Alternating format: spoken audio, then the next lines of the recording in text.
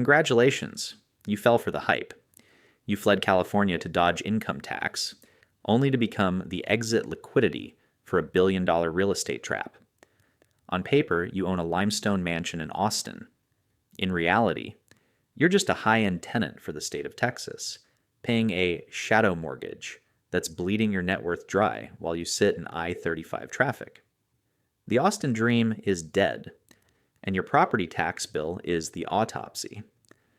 Josh is a 34-year-old senior software engineer. 3 years ago, he was the poster child for the California exodus.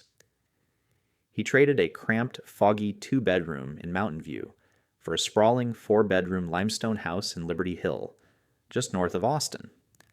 On paper, Josh won. He kept his Bay Area salary, slashed his state income tax to zero overnight, and bought a literal backyard for his golden retriever. But last Tuesday, Josh sat in his home office staring at a property tax appraisal that felt like a physical blow to the stomach. His annual tax bill has climbed to $24,000. And when you add in the fact that his homeowner's insurance premium just doubled because of Texas's increasingly volatile hail alley weather, Josh realized something terrifying. His cheap Texas life now costs him more per month than his Silicon Valley rent ever did. The Austin dream, the one sold on every top 10 places to move list from 2018 to 2023, is officially dead. We're looking at a city that has become a victim of its own marketing. In early 2026, the median home price in the Austin Round Rock metro area is hovering around $580,000, which sounds reasonable until you look at the math beneath the surface. Texas doesn't have an income tax. That's the siren song that brings people here. But the state has to keep the lights on somehow. So they do it through property taxes that are among the highest in the developed world. If you bought a home for $800,000 in Westlake Hills or Tarrytown, you aren't just paying a mortgage, you are essentially paying a second shadow mortgage to the state of Texas every single month. In California, Proposition 13 caps your tax increases. In Austin, there is no ceiling. The city revalues your home. The rates climb, and suddenly that affordable lifestyle becomes a high-interest debt trap. And the irony is thick enough to choke on. People moved here to escape the insanity of coastal prices, only to recreate a different, more insidious kind of financial fragility. Take Sarah, a freelance graphic designer who moved from Brooklyn to East Austin in 2022. She wanted culture, barbecue, and a lower cost of living. Today, Sarah spends 40 minutes sitting in gridlock traffic on E35 just to get to a grocery store where she's paying Manhattan prices for a gallon of milk in a city that still hasn't figured out public transit. The Austin discount has evaporated.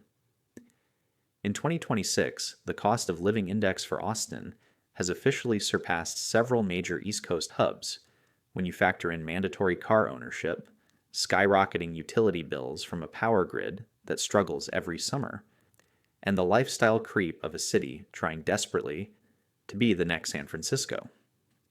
We're seeing a massive disconnect between the narrative and the ledger. The narrative says Austin is the future of American tech.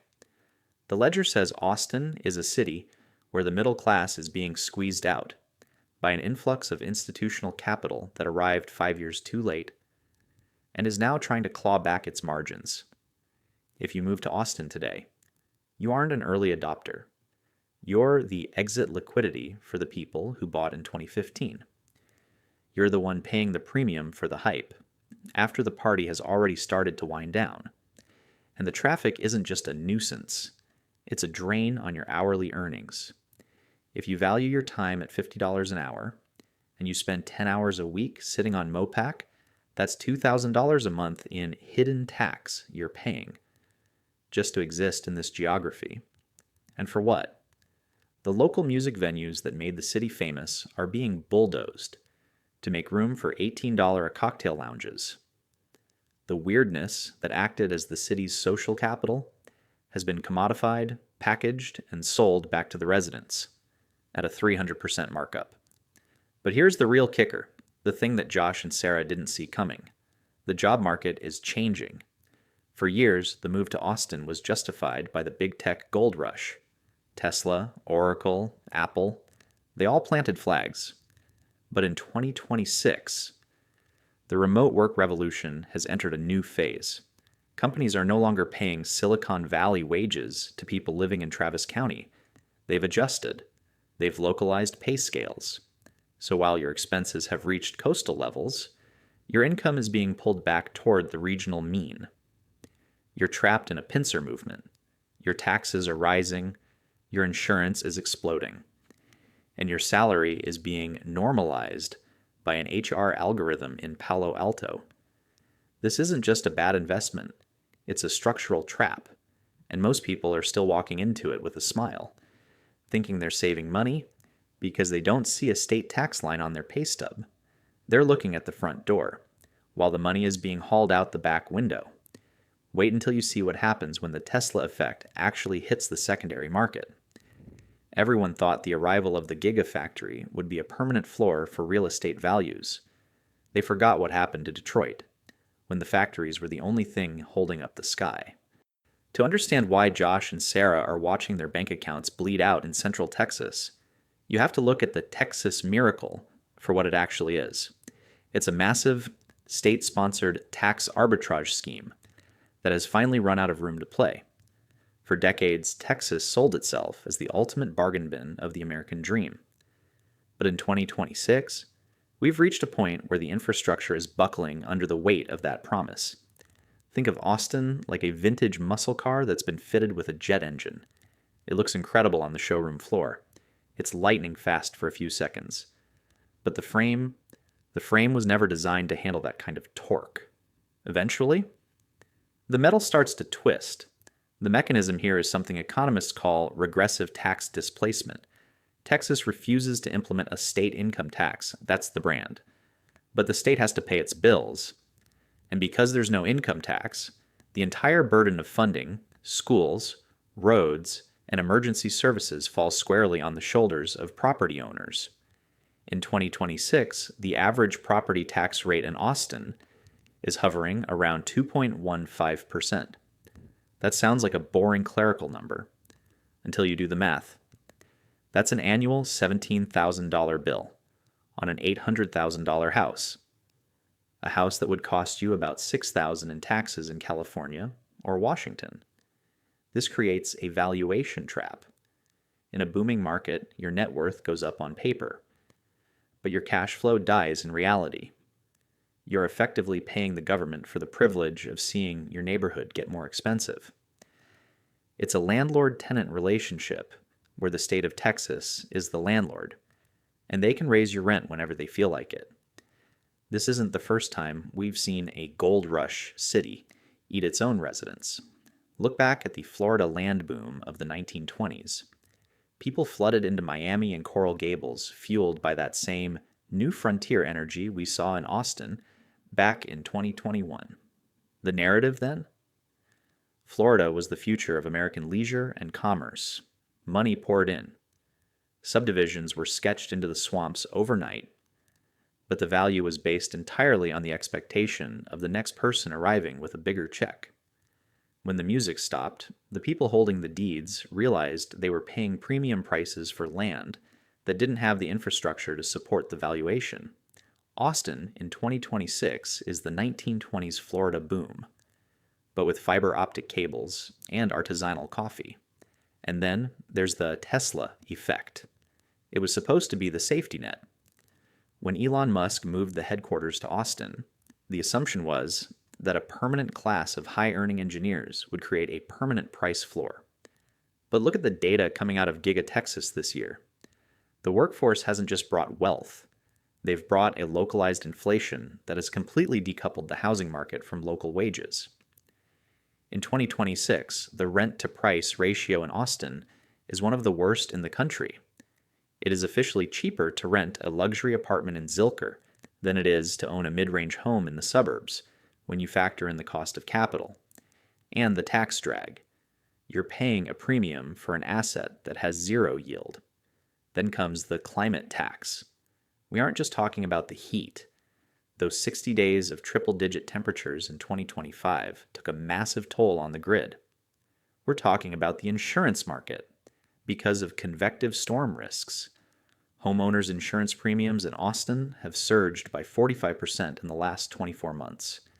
If you're Josh, your escrow payment isn't a stable number. It's a volatile derivative that moves based on how many clouds form over the Gulf of Mexico. The money moving the needle isn't just Josh and Sarah anymore. It's institutional. In 2024 and 2025, private equity firms bought up a staggering percentage of single-family homes in the North Austin corridor. They aren't looking for a home. They are looking for a yield. When the yield drops because taxes rise, they sell. And when institutional capital decides to exit a zip code, they don't do it slowly. They do it in bulk. We are starting to see the first ripples of that institutional exit in the 2026 spring listings. The inventory is hitting the market, but the buyers, the ones who were supposed to be the next wave, they've looked at the tax bills and decided that maybe Nashville or Raleigh doesn't look so bad after all. The analogy is simple. Austin is a Veblen good. In economics, a Veblen good is something people want more of as the price goes up, simply because the high price signals status. For 5 years, living in Austin was a status symbol. It signaled that you were in the know. But once the price exceeds the utility, once you're paying $4,000 a month to sit in traffic and watch your grass die, the status disappears.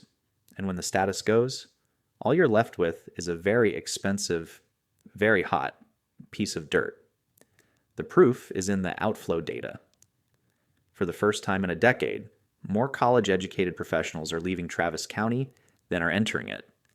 They aren't going back to San Francisco. They're going to places where the math actually makes sense. They're realizing that no state income tax is just a marketing slogan for a state that will eventually get its money one way or another, usually through your front door. The gap between those who recognize the Austin trap and those who stay out of habit is becoming a chasm. In 2026, we're seeing two very different trajectories. On one side, you have families like Josh's, effectively house poor in a limestone mansion. They are pouring 45% of their take-home pay into a depreciating asset and a rising tax bill. On the other side, you have the early exiters, people who realized in late 2024 that the math was broken and liquidated. The cost of that 5-year wait is staggering. If you stay in a market where property taxes and insurance outpace your wage growth by even 3%, you aren't just losing cash flow. You're losing the compounding power of that money. Over 5 years, a family in Austin paying $2,000 extra per month in hidden taxes compared to a stable market is losing out on roughly $150,000 in retirement wealth. That is the price of vibes. That is the cost of living in a city that is famous for being cool, while your net worth stays lukewarm. If you're currently looking at an Austin Zillow listing or sitting in a home office in Round Rock wondering where your paycheck went, there are specific calculated moves that the smart money is making right now. These aren't tips. They are survival strategies for a post-hype economy. First, you have to challenge the ad valorem illusion. Most homeowners just accept their tax appraisal as a fact of life. In 2026, the people winning the Austin game are those who aggressively protest their property taxes every single year, without fail. They hire specialized firms to shave 5 or 10% off the city's valuation. In a state without income tax, your property tax protest is your only tax return.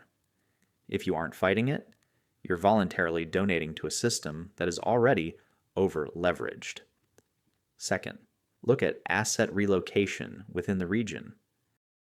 If you must stay in Central Texas for work, the 2026 trend is moving toward the ETJ, the extraterritorial jurisdictions. These are pockets just outside city limits where you avoid the crushing municipal tax rates while staying within a 30-minute commute. The coolness of a 78704 zip code is a luxury good. If you can't afford the luxury tax, move to where the city's reach hasn't quite grabbed your wallet yet. Third, conduct an arbitrage audit. If you're a remote worker and your company has localized your salary to Austin's cost of living, but you're still paying Austin prices, you are losing the arbitrage. The strategic move is to look for market mismatches, cities where the infrastructure is 20 years ahead of the population growth, not 20 years behind. Places like Columbus, Ohio, or even the suburbs of Chicago offer a better quality of dollar ratio in 2026 than anything in the Sun Belt. Fourth, stop treating your primary residence as an investment. In a high-tax, high-insurance environment, your home is a liability that provides shelter. Period. The Austin will always go up mantra died when interest rates stayed higher for longer, and the supply of new builds finally caught up with the 2021 demand.